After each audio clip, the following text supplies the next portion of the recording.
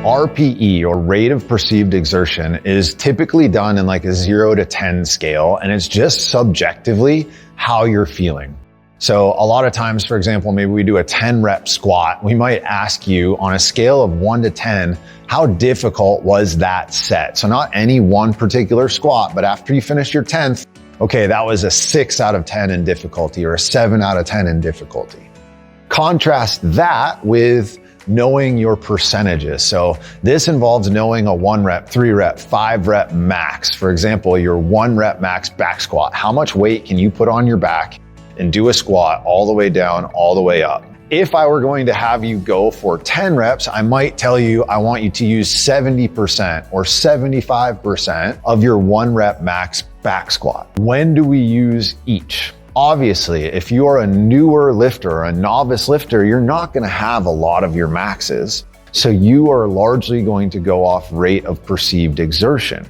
If, though, you have been training for a long time and you're still going off rate of perceived exertion, you are doing yourself a disservice because it is not nearly as accurate. You're going to change day to day subjectively based on your nervous system and stress levels and your training history earlier in the week. And so a lot of times you have more in the tank or less in the tank than you think you do. And so sometimes that rate of perceived exertion, that perception is off.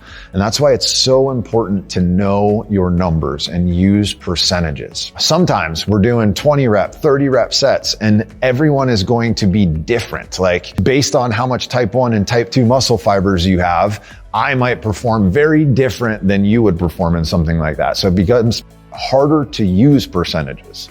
So that's when we might use RPE even for a more intermediate or advanced lifter. You should really be familiar and know how to use both. And the best way to do that is make sure that you are logging your results. If you're at Loco, use SugarWOD. If you're out on your own, write it down in a notebook, write it in Evernote, whatever you use, but just make sure you're keeping track. That's the difference between exercising or working out and training. Training gets better over time. You're improving. And I'd argue, why? Why are you in here training if you're not improving?